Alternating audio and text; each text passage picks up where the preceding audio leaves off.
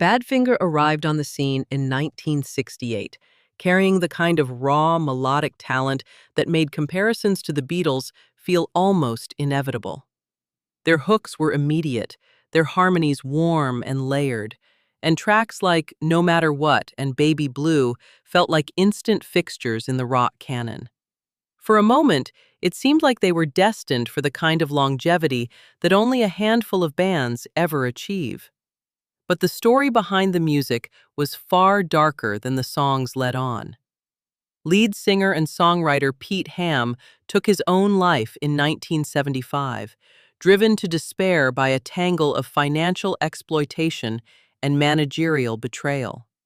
His death was only the beginning of a grief that would consume the band. Bandmates Tom Evans and Mike Gibbons also died under tragic circumstances in the years that followed, leaving Joey Molland as the last man standing, the sole keeper of the band's flame. What Badfinger built musically was no small thing.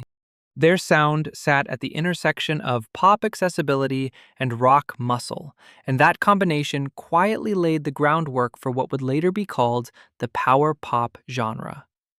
Albums like No Dice and Straight Up are dense with songwriting craft and live wire energy, proof of a band that had far more to say than circumstances allowed. Their 1974 album, Wish You Were Here, released amid the chaos closing in around them, still managed to demonstrate real artistic growth. Their connection to Apple Records, the Beatles' own label, turned out to be as much a curse as a blessing. The label's financial instability pulled Badfinger into contracts and legal disputes that drained them, leaving behind a sense of being abandoned by the very institution that had championed them. The Runaways came out of Los Angeles with something to prove, and they proved it loudly. Joan Jett and Lita Ford at the helm, the band hit hard with a sound that fused hard rock, punk, and glam into something unapologetically loud. Cherry Bomb wasn't just a song, it was a statement. A generation that wanted to tear down expectations had found its anthem. Over 4 studio albums and a live record, the Runaways evolved steadily, sharpening both their sound and their confidence. Songs like Hollywood and Queens of Noise became rallying points, and while mainstream America took its time warming up to them, Japan embraced them outright as superstars. But inside the band, the fault lines were growing. Jett was pulling toward punk and glam, Ford toward heavy metal and hard rock. Those weren't just stylistic differences, they were incompatible visions of what the band could become. Throw in the pressures that come with youth, fame, and the music industry's particular brand of chaos, and the outcome felt almost inevitable. Their final show, a New Year's Eve performance in 1978, closed the book on one of rock's most electrifying short stories. What they left behind was the proof that women could own a stage with the same force and ferocity as anyone. Joy Division formed in 1976 and almost immediately sounded like nothing else around them. Manchester's industrial bleakness seeped into every note. Angular guitars, driving bass, and Ian Curtis's baritone voice delivering lyrics about isolation, alienation, and a kind of existential weight that felt utterly unresolved. While punk was burning bright, Joy Division was doing something quieter and stranger and more unsettling. Their debut album, Unknown Pleasures, released in 1979, became a touchstone of post-punk. The sleeve alone, stark white signal waves on black, told you everything about the mood inside. Tracks like She's Lost Control and Disorder built a sonic world that was spare but suffocating, minimalist but emotionally overwhelming. Just as the band was on the verge of breaking through to American audiences, Curtis took his own life in 1980, the night before their first U.S. tour was to begin. The shock was profound and irreversible. In the wake of his death, their final album, Closer, was released posthumously and became both a critical and commercial success. Love Will Tear Us Apart and Atmosphere have since become cornerstones of the era, anthems for everyone who ever felt that the world made no particular sense. King Crimson arrived in 1969 with In the Court of the Crimson King and immediately rewrote what rock music was allowed to be. Jazz, classical, and experimental music folded into each other in ways that felt as destabilizing as they were thrilling. The screaming face on the album cover matched the turbulence within the music itself. 21st Century Schizoid Man and Epitaph demonstrated a band willing to go places that most of their contemporaries hadn't even considered. But the same creative intensity that made King Crimson remarkable also made them combustible. Members came and went. Ian MacDonald, Michael Giles, Greg Lake, and founder Robert Fripp kept reshaping the band around his relentless vision, pulling in hard rock, jazz fusion, and avant-garde elements depending on the moment. Each version of King Crimson was genuinely its own thing, which was both a testament to Fripp's ambition and a source of constant internal friction. By 1974, the pressure had become too much. The band dissolved, leaving behind a catalog that remains one of the most singular in rock history. Budgie built their sound on the foundation of the classic power trio, but pushed it somewhere far heavier and stranger. Burke Shelley's vocals and bass held the center, while Tony Borges' guitar work, steeped in the tradition of Hendrix and Clapton, gave everything a bluesy melodic edge. Ray Phillips drove it all forward from behind the kit with relentless energy.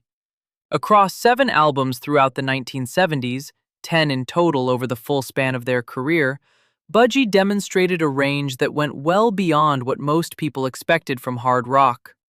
Breadfan and Crash Course in Brain Surgery became fan favorites, the latter later introduced to a new generation through a Metallica cover. They even brought keyboards in from time to time, adding texture without losing their essential heaviness. Health issues ultimately forced a halt in 2010, but Budgie's place as unsung architects of heavy metal was long since secured. Their influence kept moving forward even when the spotlight moved on. Big Star came out of Memphis in the early 1970s with a sound built around ringing guitars, careful melodies, and lyrics that felt genuinely lived in.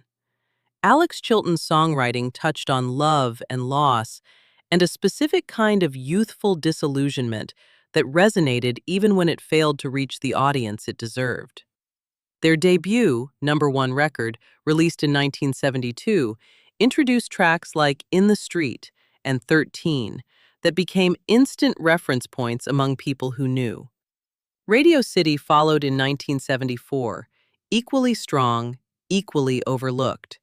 Distribution problems and a near-total absence of promotional support kept Big Star from breaking through commercially, and the frustration eventually pulled the band apart. The irony is that their influence expanded dramatically after they were gone. Bands like The Replacements, REM, and Teenage Fan Club named them as foundational, and songs like September Girls found their way onto college radio playlists where they've stayed ever since. Wild Cherry was the creation of Rob Parisi, who started the band in 1970 with his sights set on hard rock. The name, borrowed from a cough drop box, hinted at a certain playfulness that would eventually define them. The pivot came during a performance at a club with a predominantly black audience, when the crowd pushed them toward something funkier. Parisi took the request seriously. Play That Funky Music was the result, a seamless fusion of funk, rock, and pop that hit #1 on both the Billboard Hot 100 and the R&B charts, eventually going platinum. The song crossed every demographic line, becoming a shared moment on dance floors everywhere. But Wild Cherry couldn't find a second act. Subsequent singles stalled, and by 1979, the band had dissolved. Another casualty of the enormous pressure that comes with a single defining hit. Richard and Karen Carpenter grew up in Downey, California, their shared musical instincts pulling them toward jazz, and then toward something warmer and more broadly accessible. They started as the Richard Carpenter Trio, winning a Battle of the Bands competition in 1966, and kept refining their sound until Close to You, released in 1970, made them undeniable. The title single and They Long to Be Close to You reached the top of the charts and earned them 2 Grammy Awards. Karen's contralto voice had a quality that was almost impossible to define, intimate and expansive at the same time. Behind that success, though, Karen was fighting anorexia nervosa, an illness that was poorly understood at the time and received almost no meaningful support. She kept performing, kept recording, her voice holding its beauty even as her body failed her. She died in 1983 at 32 years old. Her death brought the reality of eating disorders into public conversation in a way little else had before, and her music has never stopped reaching people. The Guess Who came out of Winnipeg and spent their early years as a cover band before finding their footing with original material that drew on psychedelic rock and a distinctly Canadian perspective. These Eyes broke them internationally in 1969.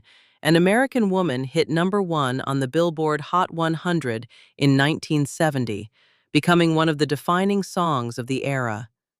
Its anti-establishment energy and thunderous guitar work captured exactly what a generation questioning the Vietnam War and societal authority was feeling.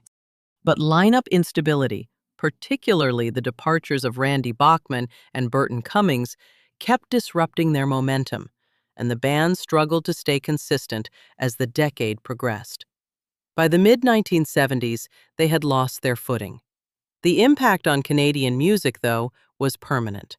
Fleetwood Mac began in London in 1967, rooted in British blues, with Peter Green's guitar work at the center of everything.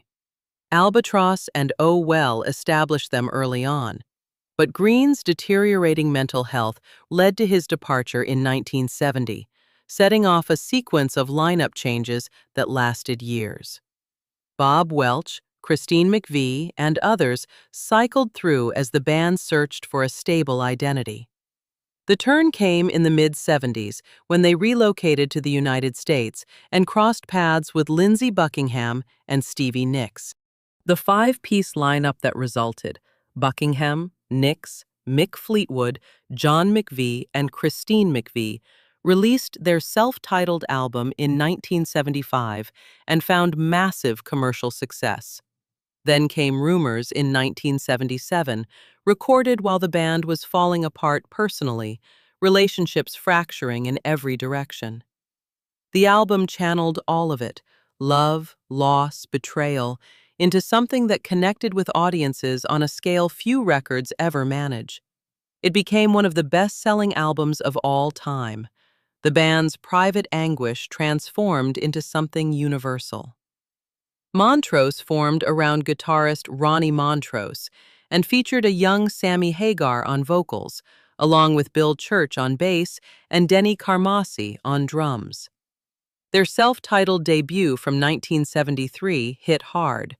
Rock Candy and Bad Motor Scooter established them immediately as a serious presence in the hard rock landscape.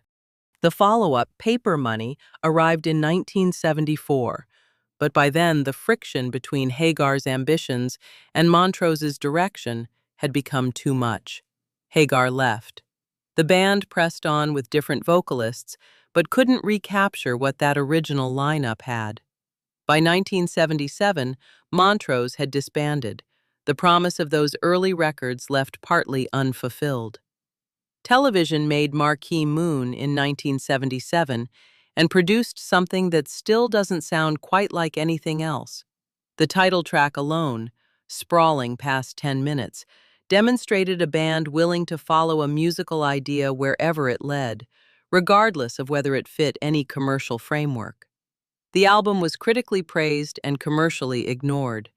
Tom Verlaine and Richard Hell's clashing personalities had already cost the band, Hell having left in 1975. Adventure followed in 1978 with stronger UK numbers but couldn't match the critical weight of what came before. Television broke up the same year. Their brief reunion in 1992 produced a self-titled album, but the original spark didn't fully return. Still, Sonic Youth, Pavement, and REM all pointed back to television as formative, and that influence has never diminished. Lynyrd Skynyrd announced themselves with their debut in 1973, and Freebird and Simple Man were immediately the kind of songs that felt like they had always existed. Ronnie Van Zant's storytelling tapped into something real, a working-class spirit, a Southern identity that was proud and complicated at the same time. Second Helping and Nothin' Fancy followed, and Sweet Home Alabama, partly a response to Neil Young's Southern Man, became an anthem that captured the South's contradictions without pretending they didn't exist. At the height of their power, on October 20th, 1977, their chartered plane went down in a Mississippi swamp. Van Zant, Steve Gaines, and Cassie Gaines were among those killed, along with several crew members. The crash silenced one of rock's most vital voices at exactly the wrong moment. M was the project of English musician Robin Scott, and in 1979, he released pop music at precisely the right moment. Punk was receding, and something more electronic and synthetic was moving in to fill the space. The song, a pulsating synth bass line, robotic vocals, a spoken-word chorus that cataloged musical genres almost like a list, felt simultaneously futuristic and immediately catchy. It hit #1 in the UK, the US, and Australia, becoming a genuine global phenomenon. More importantly, it opened a door. Depeche Mode, The Human League, Duran Duran, all of them later acknowledged M as a signpost, pointing the way toward synth pop. Scott couldn't sustain the momentum, and M faded, but the song's influence on the decade that followed was substantial. The suite started out under the management of songwriters Nicky Chinn and Mike Chapman, who handed them bubblegum pop hits like Funny and Coco in 1971. Those songs worked commercially, but locked the band into an image they were actively trying to escape. Blockbuster in 1973 was a turning point, driving, heavy, and genuinely exciting in a way their earlier material hadn't been. It topped the UK charts and reintroduced them as something harder and more credible. Ballroom Blitz, Fox on the Run, and Teenage Rampage followed, each one reinforcing their position in the glam rock scene. But the tension between what the band wanted to be and what they'd been packaged as never fully resolved. Guitarist Andy Scott pushed for creative control and songwriting credit, and Brian Connolly's worsening struggle with alcoholism compounded the problems. The suite disbanded in 1981, their catalog a mix of undeniable hits and unrealized ambition. Sha Na Na arrived at Woodstock in 1969 as a relative unknown and left as something else entirely. The gold lame jackets, the pompadours, the synchronized choreography. It was a fully formed presentation, and the massive Woodstock crowd responded to it completely. That performance opened doors, a recording career, a role in the 1978 film Grease as Johnny Casino and the Gamblers, and eventually their own television series launched in 1977. The show ran 4 seasons, reached a generation that had no living memory of doo-wop, and demonstrated that the band was capable of entertaining on multiple levels simultaneously. They kept touring and recording well beyond the 70s, staying true to their roots while remaining genuinely engaging performers. Derek and the Dominoes emerged from Eric Clapton's time with Delaney and Bonnie and Friends, where he'd found something like musical peace in collaborative anonymity. He brought Bobby Whitlock, Carl Radle, and Jim Gordon together and recorded Layla and other assorted love songs in 1970. The album's centerpiece, Layla, grew out of Clapton's unrequited love for Pattie Boyd, then married to George Harrison, and what he couldn't say directly, he poured into that song. Duane Allman's slide guitar contributions gave the record an additional dimension that elevated the whole thing further. But the band was fragile from the start. Clapton's heroin addiction was deepening, and Allman's death in a motorcycle accident in 1971 removed one of the project's key creative forces. The band broke apart the same year. Layla remains one of the defining recordings in all of rock, a document of passion and loss that sounds as immediate now as it did then. The Jam came out of London in 1977 with a debut album, In the City, that was raw and direct and angry in the way that early punk demanded. Paul Weller's lyrics went straight at the economic anxiety and social frustration of working-class youth, and the band's mod-influenced image drew natural comparisons to The Who. Their sound grew and deepened across subsequent albums.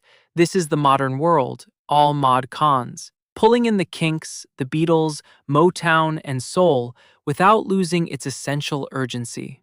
4 consecutive #1 albums in the UK cemented their status at home, even as international success remained out of reach. In 1982, at the peak of their powers, Weller dissolved the band. He believed they'd reached their creative ceiling and needed to move on. He was characteristically unsentimental about it. The Style Council came next, then a long solo career. The Jam's catalog stayed exactly where he left it, sharp, honest, and undiluted. The Modern Lovers surfaced in Boston in the early 1970s, with Jonathan Richman leading a band that had absorbed the Velvet Underground's rawness and the Stooges' directness, and then filtered both through an almost defiantly ordinary lyrical sensibility. Roadrunner, Pablo Picasso, and Hospital became underground touchstones, songs about driving, about rejection, about the specific textures of American life, delivered with a conversational plainness that felt genuinely new. The band built a devoted following in the Boston area, but couldn't translate that into mainstream traction, and internal tensions eventually pulled them apart in 1974. The recordings they'd made were finally compiled and released as their self-titled debut in 1976, years after the band was gone. The album landed with critics and influenced waves of punk and alternative bands that came after. The Modern Lovers had already dissolved before most people heard them, which somehow made them more influential, not less. The Sex Pistols formed in London in 1975 with Johnny Rotten on vocals, Steve Jones on guitar, Paul Cook on drums, and Glenn Matlock on bass, later replaced by Sid Vicious. Their sound combined the energy of 60s pop with the aggression of Iggy Pop and the New York Dolls, and pointed it directly at everything they found fraudulent or oppressive about the world they'd been handed. Anarchy in the UK arrived in 1976 and gave the punk movement its anthem. The band's television appearance, during which they swore repeatedly on a live broadcast, made them a national scandal overnight. EMI dropped them. The notoriety only grew. Never Mind the Bollocks, Here's the Sex Pistols, was released in 1977 and became a landmark of punk rock, confrontational, raw, and impossible to ignore. But the band itself was always on the edge of collapse. Drug use, personality clashes, and a disastrous U.S. tour in 1978 accelerated the inevitable. They broke apart before the tour was even finished, a short and violent arc that left one of the most consequential catalogs in rock history behind it.